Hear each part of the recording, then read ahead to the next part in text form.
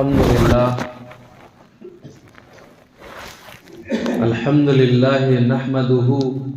ونستعينه ونستغفره ونؤمن به ونتوكل عليه ونعوذ بالله من شرور أنفسنا ومن سيئات أعمالنا من يهده الله فلا مضل له ومن يضلله فلا هادي له ونشهد أن لا إله إلا الله ونشهد أن سيدنا مولانا محمد وعلى آله وأصحابه وبارك وسلم تسليما كثيرا كثيرا أما بعد فأعوذ بالله من الشيطان الرجيم بسم الله الرحمن الرحيم يا أيها الذين آمنوا ادخلوا في السلم كافة ولا تتبعوا خطوات الشيطان إنه لكم عدو مبين صدق الله العظيم وقال النبي صلى الله عليه وسلم لا يؤمن أحدكم حتى أكون أحب إليه من والده وولده والناس أجمعين او كما قال علیہ الصلاۃ والسلام۔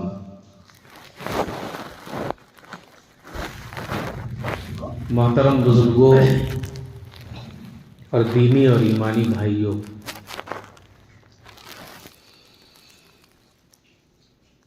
اللہ رب العزت نے ہمیں اور آپ کو وہ زندگی عطا کی ہے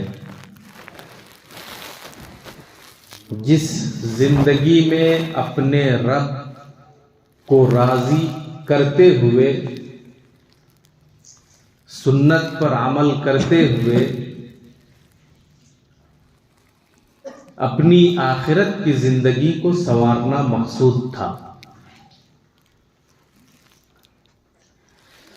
علامہ اقبال نے اپنے شعر میں بھی کہا ہے کہ شہادت ہی مطلوب و مقصود ہے مومن، نہ مال غنیمت نہ کشور کشائی۔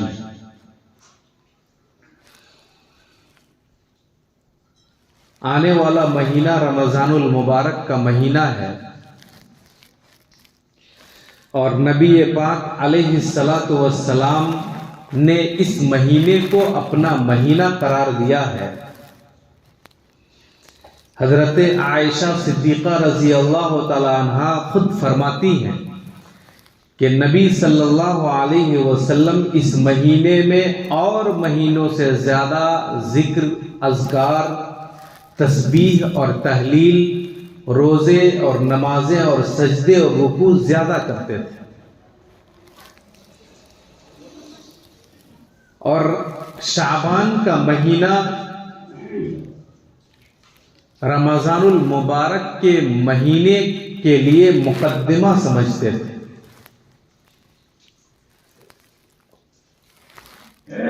ہم نے قرآن کریم کی جو آیت پڑھی ہے، اس آیت میں یہ بیان کیا گیا ہے صاف طور پر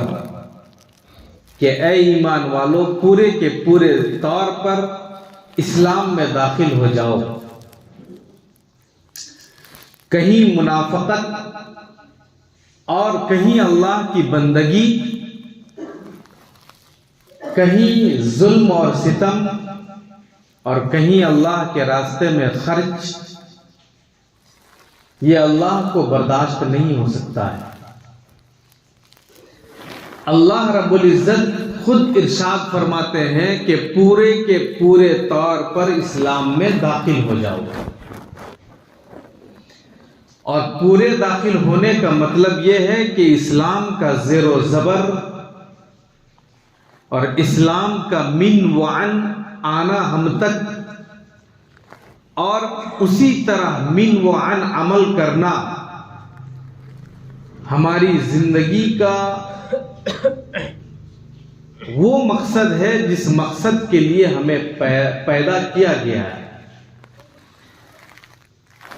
حدیث پاک میں اللہ کے رسول صلی اللہ علیہ وسلم نے ارشاد فرمایا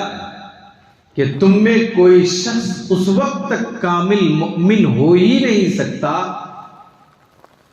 جب تک کہ وہ مجھ سے سب سے زیادہ محبت کرنے لگے،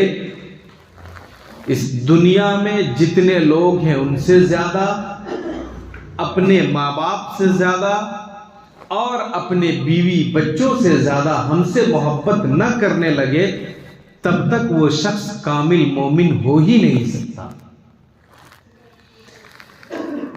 ایک بات ہمیشہ ہمیں یاد رکھنا چاہیے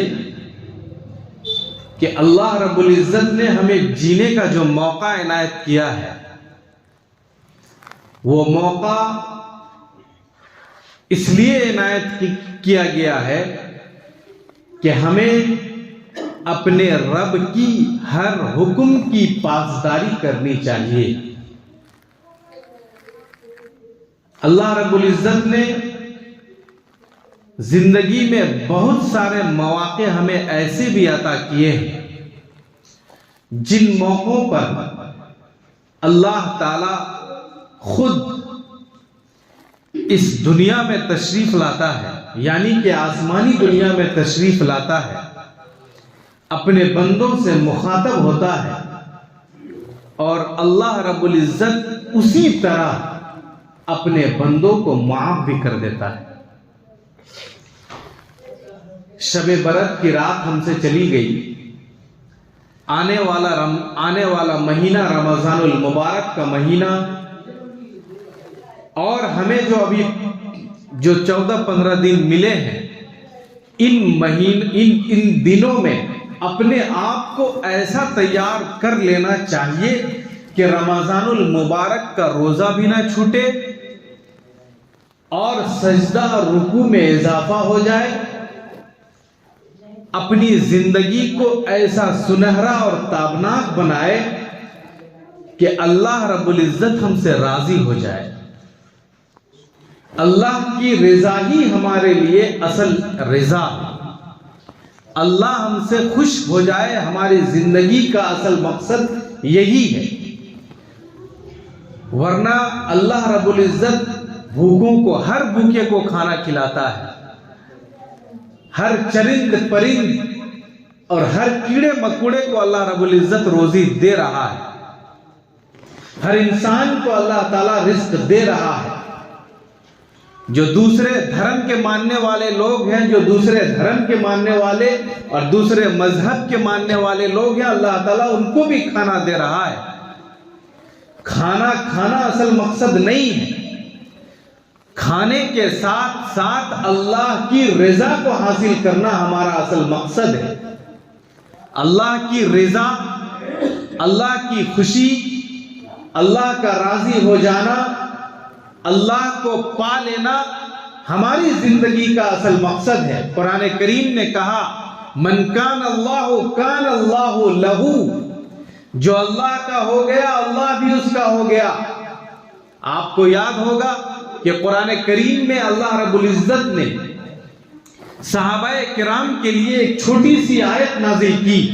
اور ارشاد فرمایا رضی اللہ عنہم ورضوا عنہ، یعنی اللہ رب العزت صحابہ کرام سے راضی ہو گئے اور صحابہ کرام بھی اللہ رب العزت سے راضی ہو گئے۔ اور عجیب بات ہے کہ اس دنیا میں ہر آشائش ہونے کے باوجود، ہر چیز مل جانے کے باوجود، ہر خوشی اور غم میں تمہارا رب شریک ہونے کے باوجود، قرآن کریم کی آیت ہمارے پاس ہونے کے باوجود، احادیث کا ہر ٹکڑا ہونے کے باوجود، محمد الرسول اللہ صلی اللہ علیہ وسلم کی ہر سنت ہونے کے باوجود، اگر آج کے دور میں اللہ رب العزت ہم سے راضی نہیں ہو سکا، اگر آج کے دور میں اللہ رب العزت ہم سے خوش نہ ہوا، اگر اللہ رب العزت اب بھی ہم سے ناراض ہوتا رہا، تو پھر یاد رکھیے گا کہ نبی کے دور میں جو صحابہ کرام موجود تھے وہ صحابہ کرام اتنی تکلیف جھیلنے کے باوجود بھی اللہ رب العزت کو کبھی ناراض نہیں کیا کرتے تھے.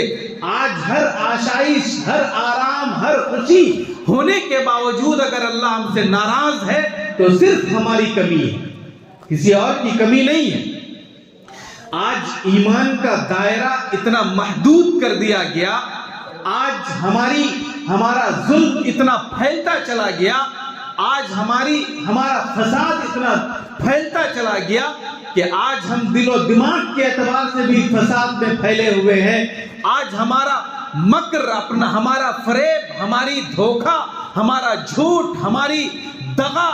اتنا پھیل گیا ہے کہ آج لوگ ہم پر بھروسہ کرنا چھوڑ دیے ہیں. ورنہ وہ دور ایسا دور تھا کہ اگر ہمارے چہرے میں داڑھی ہے، ہمارے سر میں ٹوپی ہے، ہمارے تن اور بدن میں پائجامہ اور کرتا ہے تو ہر شخص ہمارے طرف دوڑ کر آتا تھا کہ یہ شخص دغاباز نہیں ہو سکتا ہے، یہ شخص دھوکہ نہیں دے سکتا ہے، یہ شخص جھوٹ نہیں بول سکتا ہے، یہ ایمان کے ساتھ ایمان فروشی نہیں کر سکتا ہے، یہ لوگ ایمان بیچنے والے لوگ نہیں ہیں، یہ لوگ ایماندار لوگ ہیں، یہ نبی کے ماننے والے، یہ دین کے شہدائی، یہ نبی کے فدائی اور اللہ پر مر مٹنے والے لوگ ہیں. ان تک جاؤ اور ان سے فیض حاصل کرو. آج دور وہی ہے، وہی صبح اور شام ہے،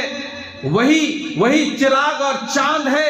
وہی سورج کی تمازت ہے، وہی چاند کی چاندنی ہے، لیکن ہمارے دلوں کی دھڑکن اس طرح نہیں دھڑک رہی ہے. ہمارے دل کا شیوا بدل چکا ہے، ہمارے دماغ میں فساد آ چکا ہے، جس فساد کے نتیجے میں ہم ان تک نہیں پہنچ پا رہے ہیں جہاں تک نبی علیہ السلام خود پہنچ کر دعوت دے رہے تھے، جہاں تک نبی علیہ السلام کے ساتھی پہنچ کر دعوت دے رہے تھے، محبتوں کو عام کر رہے تھے، نفرتوں کو دور کر رہے تھے، اور لوگ جوک در جوک اسلام میں داخل ہوتے چلے جا رہے تھے. اسی لیے ہم نے قرآن کریم کی آیت پڑھی، یا ایھا الذین آمنوا ادخلوا فی السلم کافہ. صرف یہ اسلام نہیں ہے کہ آپ اس مسجد میں سر جھکا لیں، صرف یہ اسلام نہیں ہے کہ آپ مسجد کو پاک باز رکھیں، پاک صاف رکھیں، صرف یہ اسلام نہیں ہے کہ آپ کا پڑوسی بھوکا سوتا چلا جائے، صرف یہ اسلام نہیں ہے کہ آپ نے اپنے ماں باپ کا حق ادا کیا اور بیوی کا حق چھوڑ دیا، یہ اسلام نہیں ہے کہ آپ کا پڑوسی بھوکا سوتا رہے. آپ کا اسلام یہ بھی ہے کہ اگر ہمارا پڑوسی غیر مسلم ہے تو نبی محترم صلی اللہ علیہ وسلم نے ارشاد فرمایا کہ اس کا بھی حق ادا کیا جائے. یہ بھی اسلام ہے کہ اگر ہمارا پڑوسی مسلمان ہو، غیر مسلم ہو، سکھ ہو، عیسائی ہو، خواہ کسی مذہب سے تعلق رکھنے والا ہو، ہمارے اپنی جانب سے کسی ہمارے پڑوسی کو کوئی تکلیف نہ پہنچے، یہ بھی اسلام ہے. لیکن آج کے وہ ماسٹر مائنڈ لوگ جنہوں نے ہمیں جڑ سے مٹانے کی کوشش کی، ہمیں محبتوں کے بجائے نفرتوں میں تقسیم کرنے کی کوشش کیا گیا، انہیں یاد ہونا چاہیے کہ آج بھی ہمارے سینے میں وہی قرآن موجود ہے. انہیں یاد ہونا چاہیے کہ آج بھی ہمارے پاس اسی نبی کی دعوت موجود ہے. انہیں یاد ہونا چاہیے کہ آج بھی ہمارے پاس وہی سنت، وہی قیادت، وہی منصب، وہی جاہ و نسب ہے. ہم مٹنے والی قوم نہیں ہے. ہماری قوم میں کچھ لوگ ہو سکتا ہو بدبخت ہیں، ہماری قوم میں ظالم ہو سکتے ہیں، لیکن یاد رکھنا چاہیے کہ قرآن کریم نے جو دعوت عام کیا وہ دعوت ظلم کا نہیں تھا، وہ دعوت فساد کا نہیں تھا، وہ دعوت اسلام سے ہٹنے کا نہیں تھا، وہ دعوت غیر مسلموں کے خلاف نہیں تھا، وہ کسی مذہب کے خلاف نہیں تھا. وہ دعوت ایک اللہ کی دعوت تھی کہ ایک اللہ کی پوجا کرو، اس کی پرستش کرو، اسی کے سامنے سجدہ کرو، اسی کا اہتمام کرو، اسی کی دعوت دو. اور وہ دعوت ہم لے کر بھول چکے ہیں. اور صرف ہمارا مقصد یہ نہیں ہے کہ ہمارے وہ نوجوان طبقہ، ہمارے وہ لوگ جو لوگ اسلام سے دور جا چکے ہیں، جو لوگ کفر میں، شرک میں، بدعت میں، خرافات میں اور فسادات میں پھیلے ہوئے ہیں، وہ اسلام کی طرف چلے آئے، یہ مقصد ہرگز نہیں ہے۔ وہ لوگ جو غیر مذہب لوگ ہیں، جن کے بارے میں نبی نے خود اپنی زبان سے کہا، یا ایھا الناس انی رسول اللہ الیکم جمیعا، میں تم تمام کی طرف نبی بنا کر بھیجا گیا ہوں۔ کوئی ہندو، کوئی سکھ، کوئی بت پرست، کوئی غیر مذہب، کوئی مشرک، کوئی عیسائی، کوئی بودھ اگر اس سے خالی نہیں ہے، ہمارے نبی نے بودھ کو بھی، سکھ کو بھی، عیسائی کو بھی، مجوسیوں کو بھی، یہودیوں کو بھی دعوت دیا، اور ہم نے یہ دعوت بھلا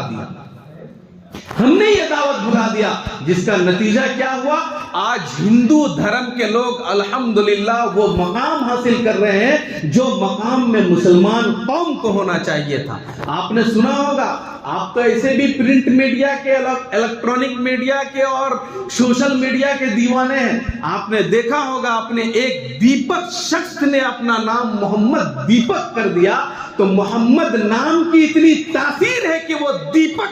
زیرو سے ہیرو بن گیا۔ یہ تاثیر ہے محمد کی، یہ تاثیر ہے اسلامی قوانین کی، یہ تاثیر ہے نبی محترم صلی اللہ علیہ وسلم کی احادیث کی، یہ تاثیر ہے قرآنی بیانات کی، یہ تاثیر ہے اسلامی شناخت کی، پہچان کی، جس پہچان کے نتیجے میں ایک شخص اگر زیرو سے ہیرو بن سکتا ہے، تو آپ اپنی قوم کی وہ شناخت ہے جس شناخت کے نتیجے میں آپ کا یہ دین بھی، آپ کا قبر بھی، آپ کا حشر بھی، آپ کا نشر بھی، آپ کا قرآن کے ذریعے سے اللہ کے سامنے بیانات بھی آسان ہو سکتا تھا۔ اس لیے مسلمانوں، اسلامی دعوت کو مت بھولو، اور اسلامی دعوت صرف یہ نہیں ہے کہ یہاں 2 رکعت نماز پڑھ کے امام کو گالی دے کر نکلا جائے۔ اسلامی دعوت یہ نہیں ہے کہ تمہارے ذریعے سے کسی کو تکلیف دی جائے۔ قرآن کریم میں ارشاد فرمایا گیا، من قتل بغیر نفس وفساد فقتل الناس جميعا۔ قرآن نے کہا کوئی مسلمان کسی پر ظلم نہیں کر سکتا ہے، کوئی اللہ کا ماننے والا کسی پر ظلم نہیں کر سکتا ہے، اور نہ اپنے اوپر ظلم کر سکتا ہے۔ اس لیے ضرورت ہے سب سے پہلے جو اپنے آپ پر ہم نے ظلم کیا، اس ظلم کو دور کیا جائے۔ ہم نبی کو اور اللہ رب العزت کو سب سے پہلے یہ مان لیں کہ ایک اللہ کی عبادت اس دنیا میں کی جائے گی، ایک ایشور، ایک بھگوان، ایک گاڈ، ایک لارڈ کو مانا جائے گا، اور پھر یہ ماننا ہوگا کہ نبی محترم صلی اللہ علیہ وسلم کا دین اور شریعت اور اللہ کے رسول نے جو چیز دیا ہے ہمیں، وہ پوری دنیا میں پھیل کر رہے گا۔ آج ہم تک یہ دین پہنچا ہے، ہمارے ہی ذریعے سے کسی اور تک پہنچے گا، ہم ان کے ذریعے سے کسی اور تک پہنچے گا۔ اور آخری خطبے میں نبی محترم نے ارشاد فرمایا تھا، بلغوا انی ولو آیا۔ تمام چیزیں بیان کرنے کے بعد حجت الوداع کے موقع پر نبی نے ارشاد فرمایا تھا کہ جو لوگ یہاں حاضر ہیں وہ کان کھول کر سن لیں کہ یہ ساری چیز ماننا ہے، اس پر عمل کرنا ہے، اس کو زندگی میں برتنا ہے، اور جو لوگ نہیں آئے ہیں، یہاں جو لوگ موجود ہیں، ان کی ذمہ داری ہے کہ ان تک یہ بات پہنچائیں، یہ دعوت ان تک پہنچائیں، یہ محبت کا پیغام ان تک پہنچائیں، اور نفرتوں کو دور کریں۔ یہ اسلام کا نظام نبی علیہ السلام نے حجت الوداع کے موقع پر دیا تھا۔ اور ایسا ہی نہیں، 8 ہجری میں بھی نبی نے ارشاد فرمایا تھا، لا تثریب علیکم اليوم وانتم الطلقاء، کہ تم پر کوئی دھر پکڑ نہیں ہے۔ وہی مکے والوں نے نبی پر ظلم کیا تھا، وہی مکے والوں نے نبی کے لیے کانٹے بچھائے تھے، وہی مکے والوں نے نبی علیہ السلام کو گالیاں دی تھی، وہی مکے والوں نے نبی علیہ السلام کے اوپر اوجھری ڈالی تھی، وہی مکے والے جنہوں نے نبی کو طرح طرح کا ظلم اور زیادتی کیا تھا، آج نبی علیہ السلام تمام لوگوں کو معاف کر رہے ہیں۔ یہ اسلام کا نظام ہے، یہ اسلام کا سنہرا سبق ہے، یہ اسلام کا اور نبی علیہ السلام کا اور قرآن کا اعلان ہے۔ لیکن افسوس کہ آج مسلمان میں ایسے ظالم کیسے پیدا ہو گئے جس ظلم کے نتیجے میں وہ صرف مسلمان کہلانے کے لائق نہیں بچا، جس نے اللہ پر ظلم کیا، نبی پر ظلم کیا، نبی کی زمین، اللہ کی زمین میں ظلم کیا، اور اللہ کے آسمان تلے ظلم کیا، تاریکی میں ظلم کیا اور دھوپ میں ظلم کیا، یہ مسلمان نہیں ہو سکتا ہے۔ اور پہلا ظلم یہ ہے کہ اس نے نماز چھوڑ دی، دوسرا ظلم یہ ہے کہ اس نے اپنے آپ کو مسلمان نہیں پہچانا، تیسرا ظلم یہ ہے کہ سنت پر عمل نہیں کیا، اس نے روزے چھوڑے، اس نے طرح طرح کے ظلم عورتوں پر بھی کیے، ماؤں پر بھی کیے، بیٹیوں پر بھی ظلم کیا، راہ چلتے مسلمانوں پر بھی ظلم کیا، غیر مسلموں پر بھی ظلم کیا۔ یہ مسلمان نہیں ہو سکتا ہے، اور جو مسلمان اللہ کا نہیں ہوگا وہ کم از کم مسلمان کہلانے کے لائق نہیں ہے، زمین میں جینے کا حق نہیں رکھتا ہے۔ اور میرا دعویٰ ہے قرآن کے حوالے سے، حدیث کے حوالے سے، جس نے ایک نماز چھوڑ دی وہ اپنے اوپر ظلم کیا، اور یہ ظلم تصور نہ کرتے ہوئے یہ سمجھتا ہے کہ ہم نے دھوکہ دیا، اور دھوکہ کس کو دیا؟ اللہ کو۔ نعوذ باللہ، قرآن کریم کی آیت پڑھیے، یخادعون اللہ والذین آمنوا وما یخدعون الا انفسهم۔ یہ لوگ سوچ رہے تھے کہ نبی کو دھوکہ دینے کے بعد یہ لوگ یہ سمجھ رہے تھے کہ اس نے نبی کو دھوکہ دے دیا، نہیں، قرآن نے کہا کہ اس نے اپنے آپ کو دھوکہ دیا۔ یخادعون اللہ والذین آمنوا وما یخدعون الا انفسهم۔ یہ نبی کو دھوکہ نہیں دے سکے، یہ اللہ کو دھوکہ نہیں دے سکے،